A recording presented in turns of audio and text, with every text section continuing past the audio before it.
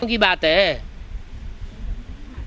जैसे बड़मूला ट्रायंगल है ना, तो वहाँ बड़े बड़े जहाज, बड़े बड़े हवाई जहाज, वो सब जा कर के लोप हो जाते हैं,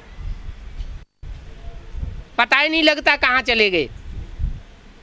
बड़े बड़े वैज्ञानिकों ने वहाँ जाना ही छोड़ दिया, वो रास्ता ही बंद कर दिया। वहाँ से कोई जहाज नहीं गुजरेगा, ऊपर से भी नहीं गुजरेगा हवाई जहाज, और समुद्री जहाज भी वहाँ से नहीं गुजरते हैं। इतना तो डरते हैं वैज्ञानिक लोग।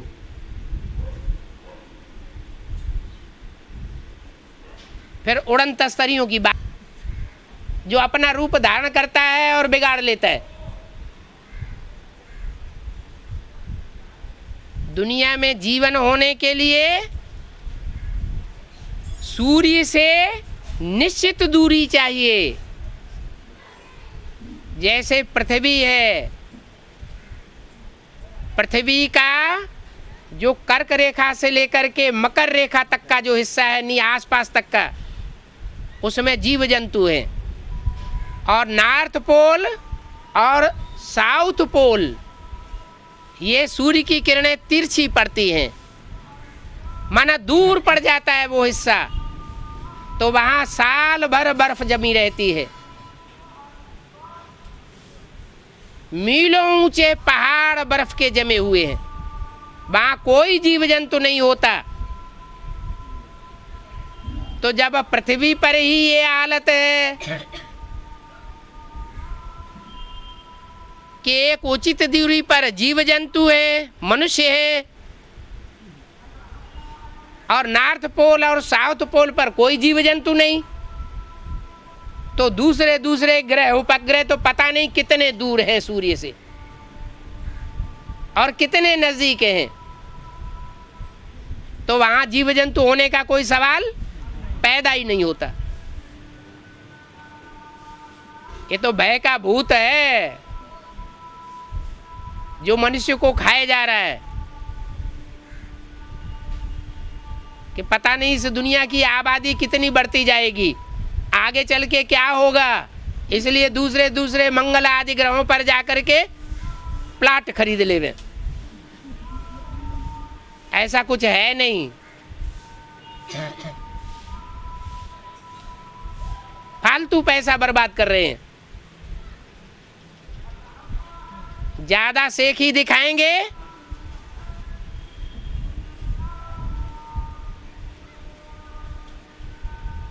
तो बुद्धि का दिवाला निकल जाएगा।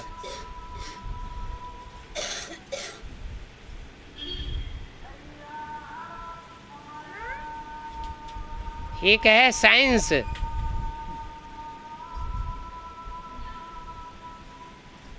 जिसकी इजाद मनुष्यों के द्वारा होती है। मनुष्य की बुद्धि विकारी बुद्धि होती है।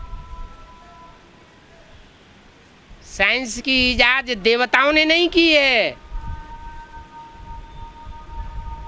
भगवान आकर जिन देवताओं की रचना करता है, वो देवताएं साइलेंस की इजाद करते हैं, और साइलेंस के बल से सतयुग त्रेता की रामकृष्ण की दुनिया चलती है, जहां कोई साइंस का ऐसा साधन नहीं होगा।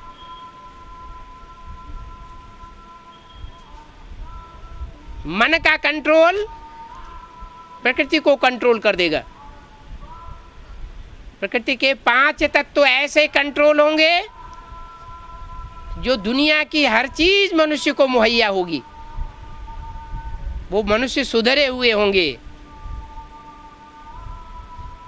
उन सुधरे हुए मनुष्यों को देवता कहा जाता है। जब मनुष्य बिगड़ता है तो दुनिया में द्वैतवाद आ जाता है। दूसरे दूसरे धर्म, दूसरे दूसरी मतें, दूसरी दूसरी भाषाएं शुरू हो जाती हैं। उसे कहते हैं द्वापर युग, द्वैतवादी युग। इब्राहिम, बुद्ध, क्राइस्ट, गुरु नानक, ढेर धर्म पिताएं आकर के अपने अलग अलग धर्म स्थापन कर देते हैं, अलगाववाद हो जाता है।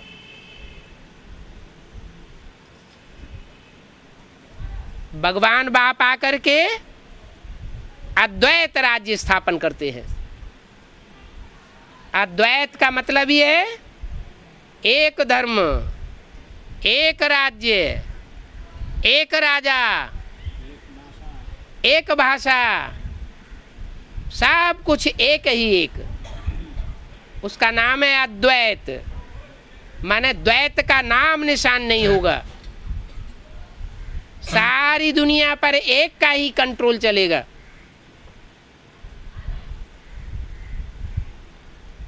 मनुष्यों ने इस दुनिया में, रावण राज्य की दुनिया में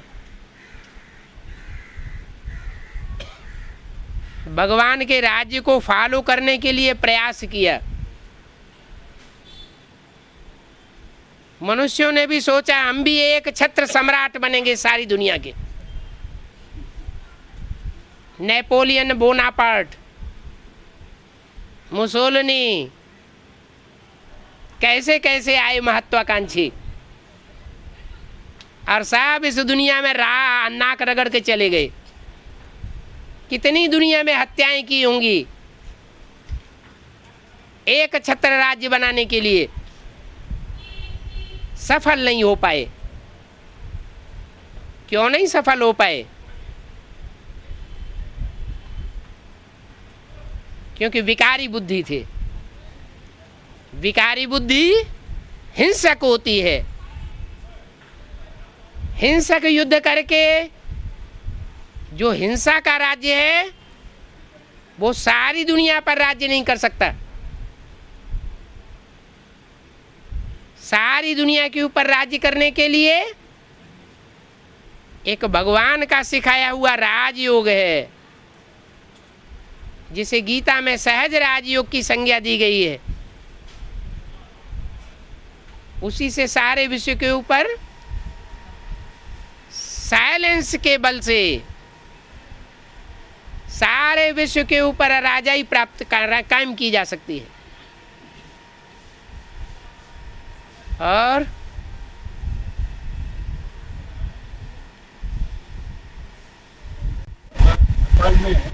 हाँ जी, अभी राज्य का गवर्नमेंट, राजा का गवर्नमेंट अभी, राज्य का गवर्नमेंट अभी हाँ उतरा है। हाँ उठेगा, क्योंकि अभी प्रजास्वाम्य चाहता है लोग। आजकल पेपर में नेपाल के बारे में बोल रहे हैं। नेपाल भाई साहब नेपाल के बारे में बोले। नेपाल, हाँ हाँ, नेपाल राज्य, नेपाल के राजा को उतारने के लिए, प्रजास्वाम्य राज्य चलाने के लिए, हाँ, परंतु वो राजा नहीं मानते। हम राजा चलाता हूँ हाँ। परंतु प्रजास्वाम्य नहीं करता हूँ।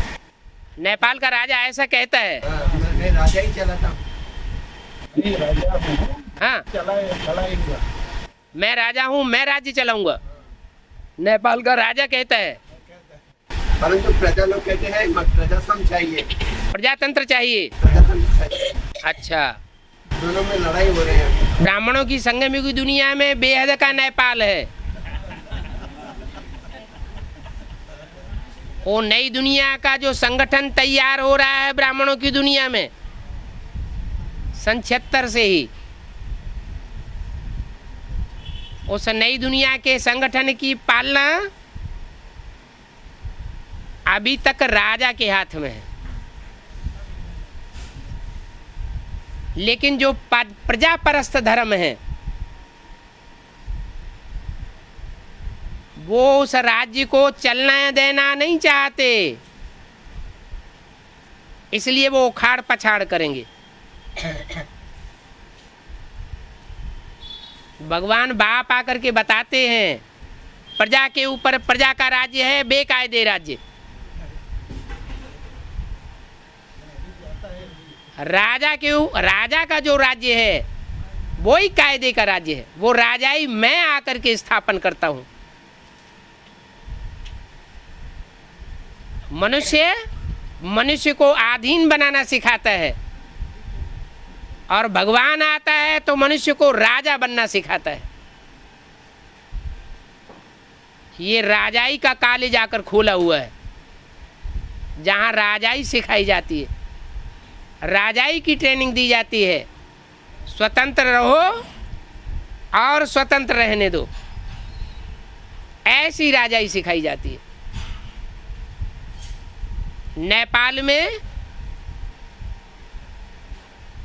दुनिया का सबसे बड़ा राजतंत्र चला।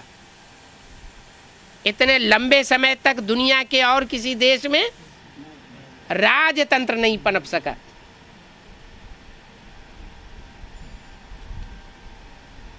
वो तो हद का नेपाल है। ये ब्राह्मणों की संगम युग दुनिया में जो बेहद का नेपाल है, उसका फाउंडेशन पड़ चुका है। बाप दादा ने इशारा भी दे दिया। बाप दादा ने नई दुनिया की सौगात तुम बच्चों को दी है। उस नई दुनिया में आना जाना करते हो ना।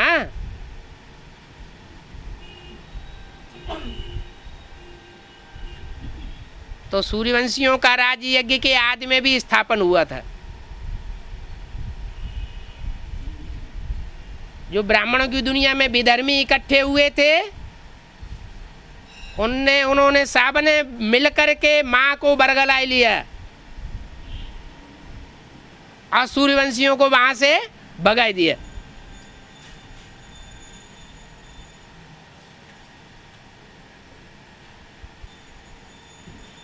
अभी भी ऐसे होगा है, अभी भी ऐसे ही होगा। लेकिन जो होगा वो इतना कल्याणकारी होगा कि उससे 2500 साल नहीं 5000 साल के लिए नेपाल का राज्य फिर से स्थापन हो जाएगा। और सूर्यवंशी किसी से झुक करके रहने वाले नहीं हैं।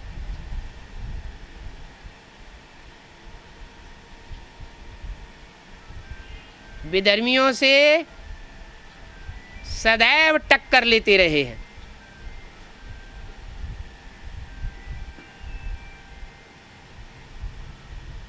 अभी तो बाप आया हुआ है। बाप की ताकत जब बच्चे को मिलती है, वो भी सुप्रीम सोल बाप, तो बच्चे हार खाने वाले नहीं हैं। लेकिन बच्चे नंबरवार जरूर हैं। क्या कंपिल में कब तक भर्ती चलेगा? कंपिल में भट्टी तब तक चलेगा जब तक विजय माला मैदान में नहीं आती।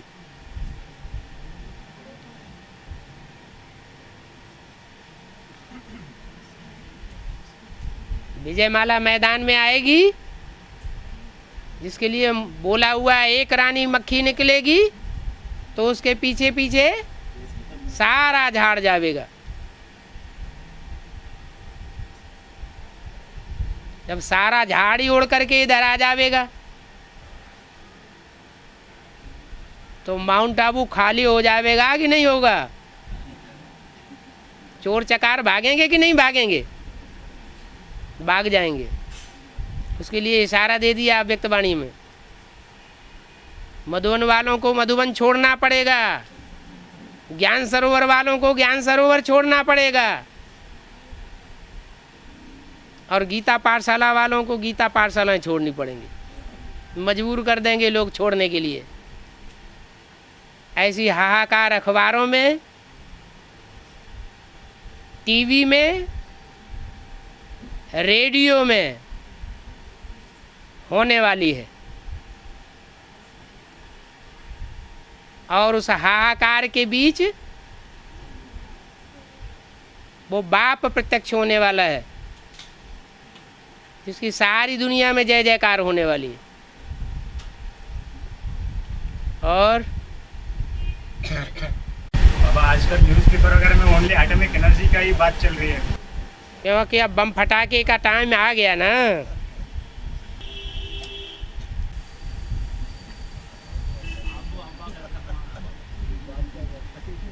बाबा ने बोला है आगे चल करके सारा आबू माना माउंट आबू ही खरीद करना पड़ेगा। क्या कितने बच्चे होंगे बाप के जो असल सूर्यवंशी होंगे? ऐसे नहीं चंद्रवंशी से फिर सूर्यवंशी बनेंगे, वो हैं ही असल सूर्यवंशी। वो टोटल कितने होंगे? 9 लाख। उनमें चंद्रवंशी नहीं होंगे हैं? उनमें आधीन रहने वाली रानियों के भाव स्वभाव वाली आत्माएं नहीं होंगी? कितने होंगे? 4.5 लाख। विशाखापट्टनम की आबादी कितनी है? विशाखापट्टनम की पॉपुलेशन कितनी है? हैं? हैं? 10 लाख। तो इतने एरिया में फैला हुआ है। और माउंट आबू तो छोटा सा पहाड़ है, तो वहाँ 4.5 लाख के लिए कितना एरिया चाहिए?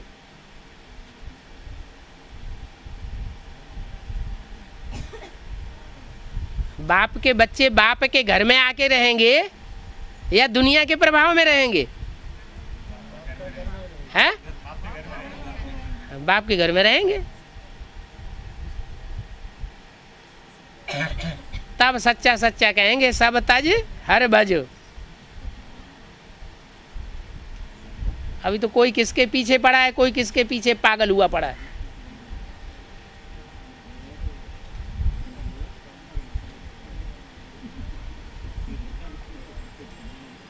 और बाबा क्रिश्चियन मुसलमानों को कब्जा करते जा रहे हैं, एक एक कंट्री को अपना बनाते जा रहा है। हाँ जी हैं? तो कृष्ण ने भी ऐसे ही किया होगा। कृष्ण और क्राइस्ट की राशि मिलाई जाती है।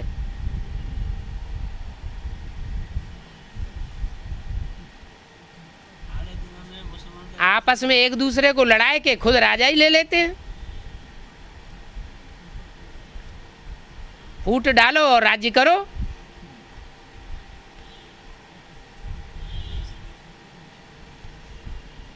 आगे दिन में मुसलमान का जनसंख्या बढ़ती है और हिंदुओं की जनसंख्या गिरती है। वो तो 2500 साल से होता ही चला आया है, जब से दूसरे धर्म इस सृष्टि पर आना शुरू हुए। हिंदुओं की जनसंख्या कम होती गई क्योंकि हिंदू दूसरे धर्म में कन्वर्ट होते रहे। हिंदू ही दूसरे धर्म में कन्वर्ट हुए हैं। दूसरे धर्म के लोग इतने पक्के होते हैं वो कभी भी कन्वर्ट नहीं होते हैं। इसलिए मुसलमान हिंदुओं को कहते हैं ये काफिर हैं, काफिर। कहाँ कहाँ फिरते रहते हैं।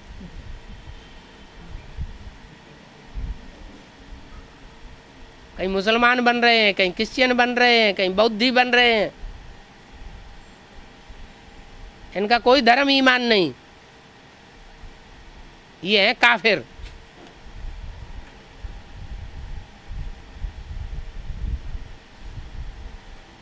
लेकिन तुम बच्चों के लिए बोला हुआ है, तुम बच्चे हो आदि सनातन देवी देवता धर्म के पक्के। आदि सनातन देवी देवता धर्म का पक्का कभी कन्वर्ट होकर के दूसरे धर्म में जा न सके।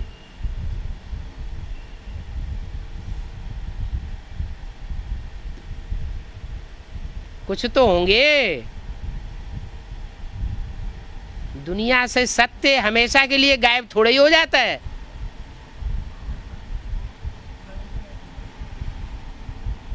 कुछ परसेंटेज में तो सच्चाई रहती है ना।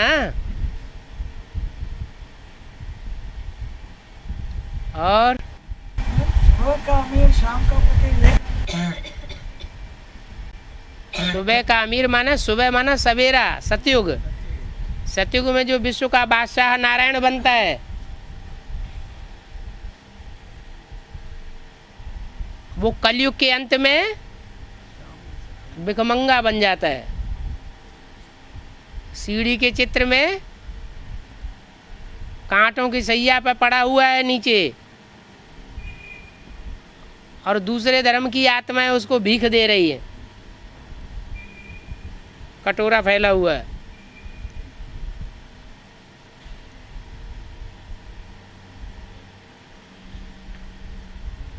ब्रह्मा बाबा नहीं पड़े हुए हैं वहाँ, पड़ा हुआ किसको दिखाया गया है? भारत भिखमंगा को। ब्रह्मा बाबा तो फिर भी खड़े हुए हैं।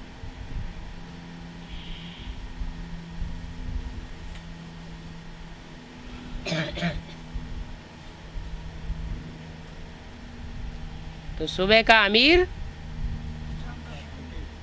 और शाम का फकीर।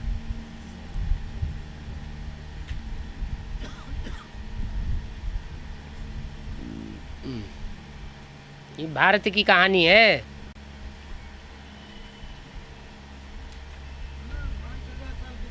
हैं? 5,000 साल की बात था। सुबह 5,500 साल की? एक दिन में ऐसे हो सकता है।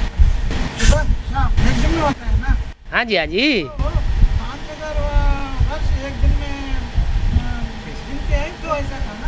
शाम माने रात के 12 बजे तक,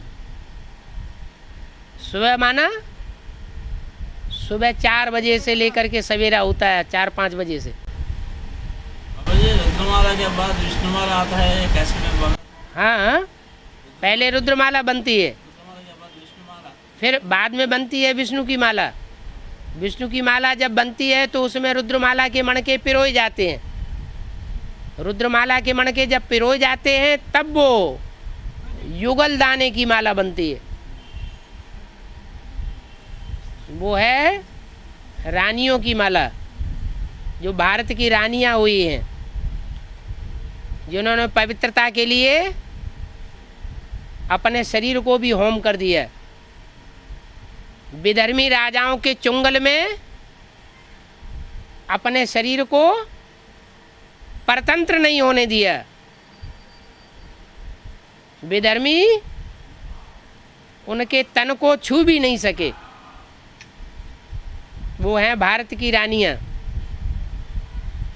रानियों की माला, विष्णुमाला। वैजयंती माला का मतलब है विजयंती, अंत में जिन्होंने विकारों पर विजय प्राप्त करके दिखा दी। विष्णुमाला वैजयंतमाला एक ही है ना? हाँ जी।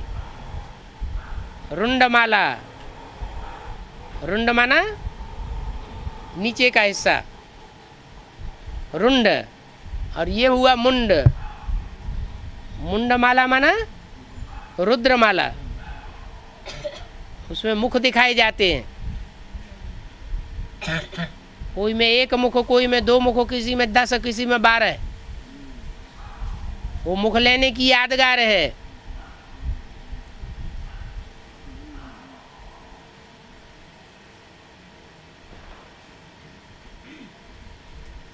दस 10, 12 आत्माएं भी प्रवेश करके यह काम करती हैं। जैसे बाबा बोलते हैं मुरली में, कोई बच्चे कहते हैं मेरे में मम्मा आई, मेरे में बाबा आया,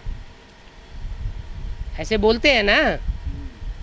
आज मम्मा बाबा आई, कल कुत्ता बिल्ला भी आ जाएगा, तब क्या करेंगे? इसलिए कहते हैं मैं एक मुकर्रर रथ में आता हूँ।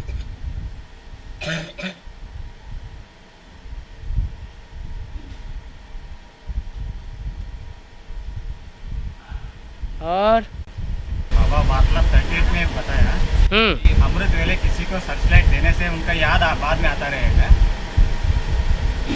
तो उससे अच्छा एक बाप को याद करना है। तो ठीक है, देहधारियों की सेवा करेंगे तो जिनकी सेवा करते हैं, चलो वाचा ही सेवा करते हैं तो अपना अनुभव तो है ना प्रैक्टिकल में। जिसकी वाचा सेवा करते हैं उसने कोई क्रॉस क्वेश्चन कर दिए तो वो उसके क्रॉस क्वेश्चन याद आते रहते हैं कि नहीं? वो नोक झोंक बाद में याद आती है ना, तो देहधारी की याद आएगी ना। सेवा तो की, लेकिन सेवा के साथ साथ अगर याद पूरी नहीं है, याद करते करते अगर सेवा नहीं की है तो लेप छेप जरूर लग जाता है। इसलिए सबसे अच्छा तरीका है जो सारी सृष्टि का बीज है, सारे वृक्ष का बीज है, उस बीज को स्नेह का पानी देना। अरे बीज को स्नेह का पानी मिलेगा तो सारी जड़ों को, सारे तने को, सारी टहनियों को, सारी शाखाओं को, पत्तों पत्तों को, फल और फूलों को अपने आप स्नेह का जल मिल जाएगा।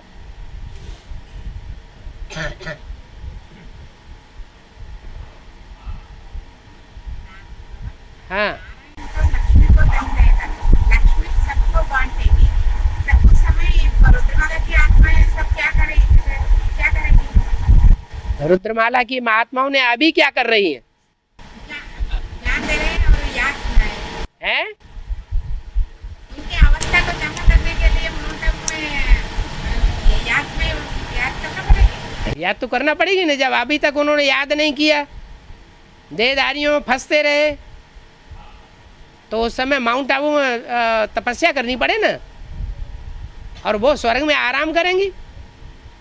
कौन है? जो पवित्र बनते जाएंगे वो नई दुनिया में जाएंगे, नई दुनिया के संगठन में, और जो पवित्र नहीं बन पाएंगे उनसे कहेंगे तुम विश्व की बादशाही संभालो, आओ कांटों की दुनिया में। जब ज़्यादा थक जाओ तो माउंट आबू पहुंच जाओ तपस्या धाम में। तप करे राज, राज कर नर का। तपस्या करो तो राजा ही करो, तपस्या करके राजाई की शूटिंग करो। और राजाई में अहंकार चढ़ता है। अब अहंकार चढ़ता है तो उल्टे पलटे काम करते हैं, उल्टे पलटे डायरेक्शन देते हैं, फिर नरक में गिरते हैं, दुखी हो जाते हैं। फिर जाके तपस्या करो। और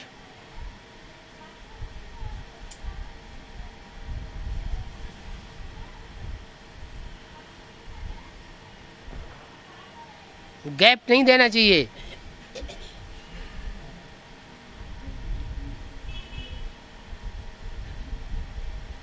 बाबा,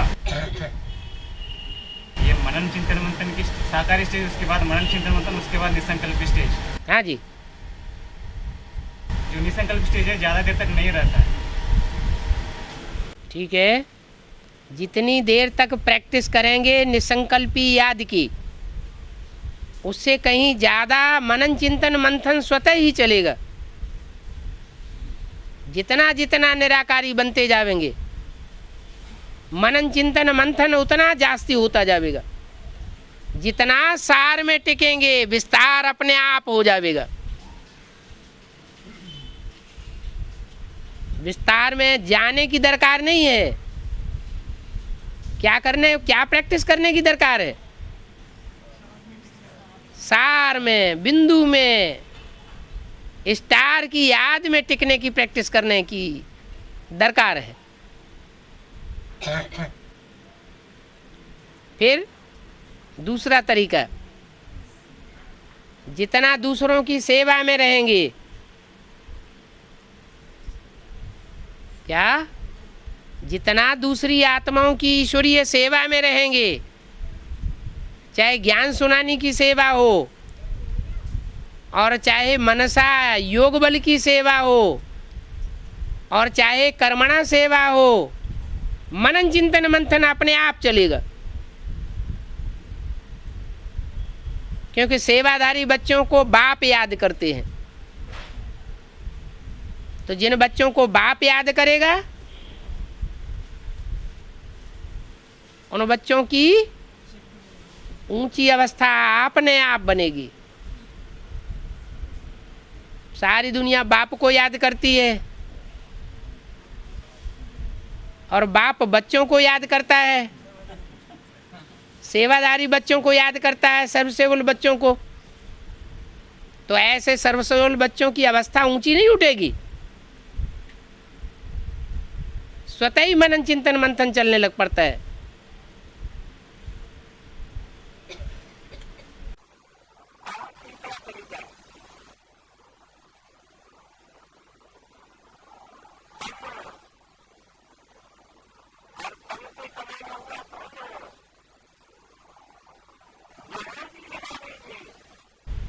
अगर ईश्वरीय कार्य में लगावेंगे तो नियम बताए दिया, जहाँ हमारा तन होगा वहाँ हमारा मन होगा, मन वहीं लगेगा।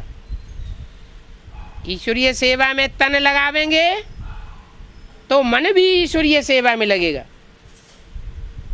ईश्वरीय सेवा में धन लगावेंगे तो मन भी ईश्वरीय सेवा में लगेगा। तन और धन नहीं लगावेंगे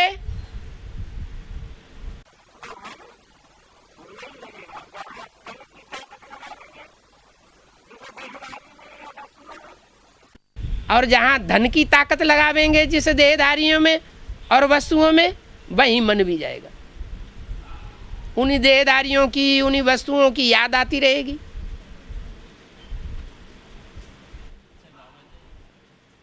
ज़्यादा लोग शेयर मार्केट में उसका पैसा जमा करते हैं अभी, इसका क्या यादगार हाँ जी, ये तो जुआ है। अभी लोग ज़्यादा से ज़्यादा लोग बैंक से पैसा निकल करके शेयर मार्केट में जमा करता है, इसका यादगार। बड़े से बड़ा शेयर मार्केट तो बाबा ने खोला हुआ है। उन शेयर्स में तो घाटा होता रहता है। ये बाबा के शेयर मार्केट में पैसा लगाएंगे तो कभी भी घाटा होने का सवाल ही नहीं। और गारंटी दी है कि जितना भी पैसा लगावेंगे इस ईश्वरीय बैंक में, वो यहाँ का यहाँ इसी जन्म में भी वापस करूँगा।